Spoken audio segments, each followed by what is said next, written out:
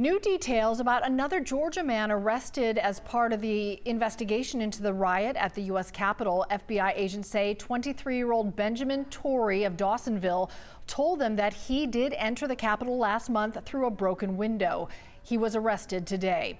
Torre is charged for knowingly entering the Capitol without lawful authority to do so and knowingly attempting to impede or disrupt the orderly conduct of government business.